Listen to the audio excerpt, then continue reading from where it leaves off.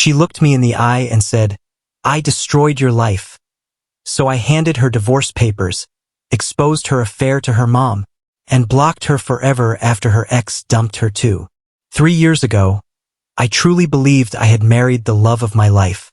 I was 34 at the time, living what I thought was the dream. A stable career, a comfortable home, and most importantly, a woman who made me feel like I had finally found my forever. Those early days were what I used to call perfect. We'd have late-night talks that seemed like they could stretch on forever, conversations that made the rest of the world fade into the background. We'd share silly jokes in the kitchen while cooking dinner, laughing over burnt garlic bread or spilled pasta sauce as if nothing else mattered. I remember looking at her across the room and feeling this deep, grounded peace in my chest. A certainty that no matter what storms life sent our way, I would be fine, because she was right there beside me. I didn't just work hard to support us. I poured myself into our life together. I earned well, and every month I made sure she had comforts and security. Almost $5,000 went toward vacations, luxury brands she never asked for but always seemed to enjoy, little home upgrades to make our space cozy, and nights out that I hoped would create memories we'd carry forever. Not because she demanded it, but because I believed that's what people do when they love someone. You give without keeping score. You provide stability, not out of obligation, but out of joy. You try to build something that will last. But about 6 months ago, I started noticing small changes. They were subtle at first, things you could brush off if you wanted to believe everything was fine. She'd come home later than usual, offering quick explanations that sounded harmless. She stopped laughing at my dumb jokes. Her phone, which used to sit casually on the couch or kitchen counter, was now always in her hand or placed face down. Her mood swings were sharper, and when I asked where she had been, the answers were either vague or defensive. Out. Why are you so controlling? I'm not doing anything wrong. You hear that enough times, and a part of you starts to wonder if maybe you're the problem. Maybe you're imagining things. Maybe you're just being paranoid. But deep down, I knew I wasn't wrong. One night, I couldn't sleep. She had said she was meeting an old friend, and something in me just twisted. I opened the location tracker on her phone, something I had never done before, and saw she was in a part of town I knew all too well. Her ex lived there. Every muscle in my body tensed.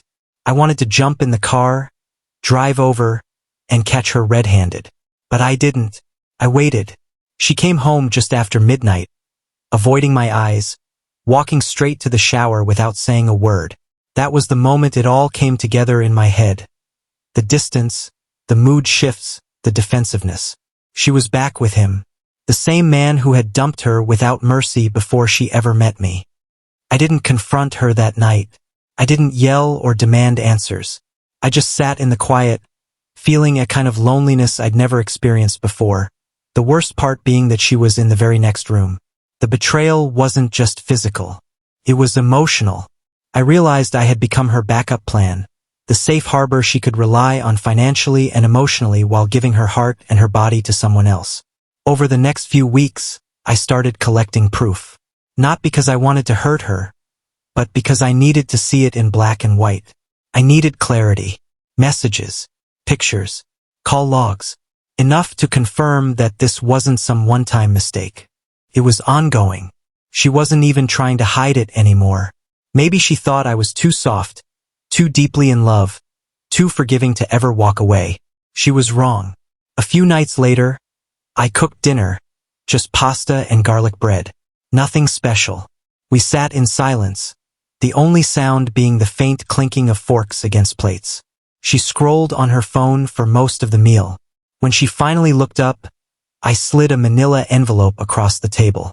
She picked it up, looked inside, and stared at the divorce papers like they were written in a language she didn't understand. And then she said something I'll never forget. "I destroyed your life. Not I'm sorry. Not can we talk. Not even a denial. Just that," as if she was commenting on some random event, completely detached from the reality that it was my life she was talking about. I stayed silent at first, watching her process it. She whispered, "You don't really mean this." "I do," I said, my voice steady. "I loved you. I gave you everything, and you chose him.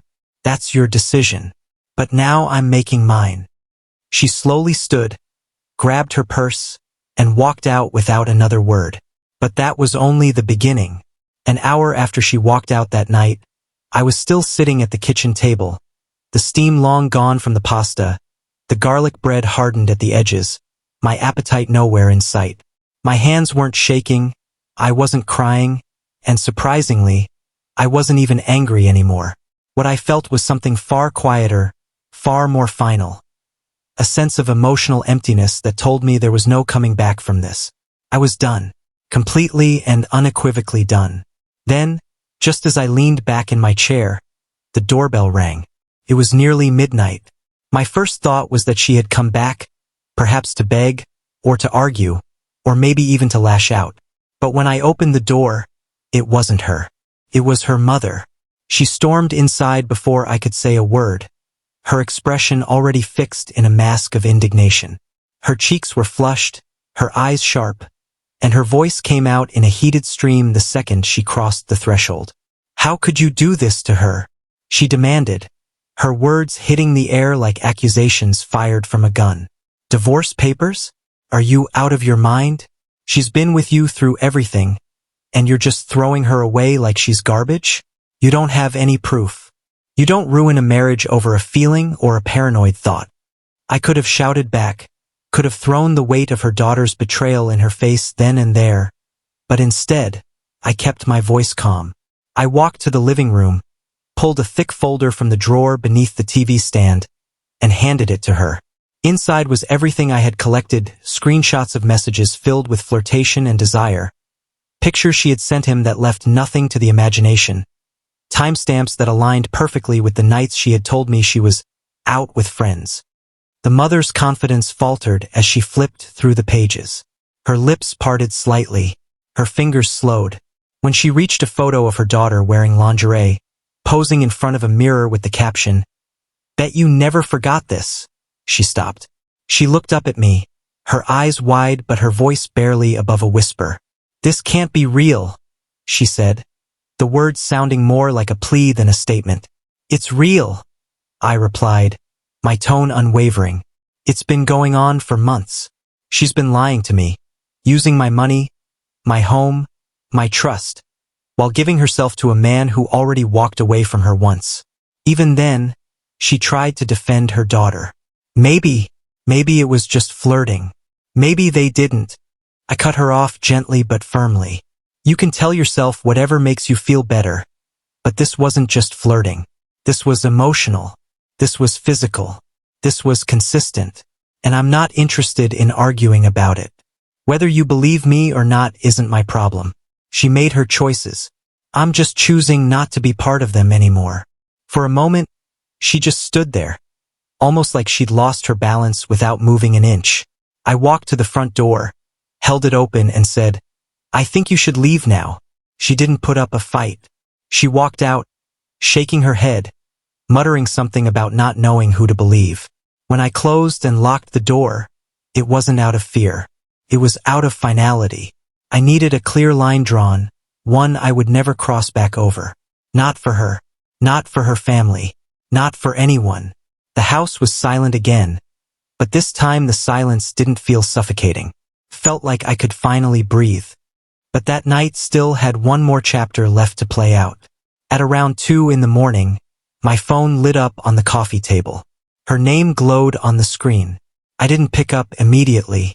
I let it ring until it went to voicemail. Then it rang again, and again, 3 more times. Finally, I answered. Her voice was different, softer, not defensive, not angry, almost fragile. "I messed up," she said.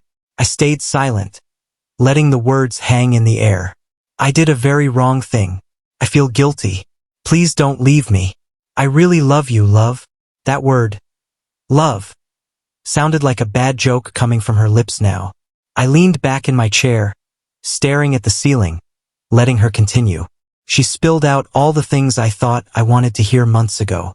How she missed me. How I had always treated her better than anyone. How she couldn't believe I had the strength to leave.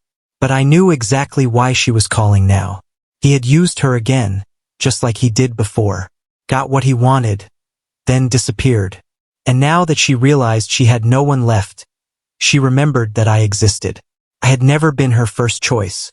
I was the safety net, the backup plan, the man who would pick up the pieces once her reckless decisions left her standing in the wreckage alone. I know I hurt you, she continued, her voice cracking, but it didn't mean anything. It was a mistake. I thought I still loved him, but it wasn't real. He just used me. Please don't hang up. I need you. I waited, took a deep breath, then spoke. You knew exactly what you were doing every time you texted him, every time you lied to my face, every time you slipped out at night and told me you were somewhere else. That wasn't a mistake. That was a decision. She tried to interrupt, but I didn't let her. I wasn't good enough for you when you thought you had someone better.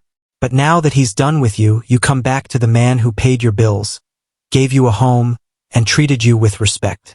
That's not love. That's convenience. There was silence on the line. I could hear her breathing. Maybe she was crying. Maybe she was just shocked that I wasn't folding this time.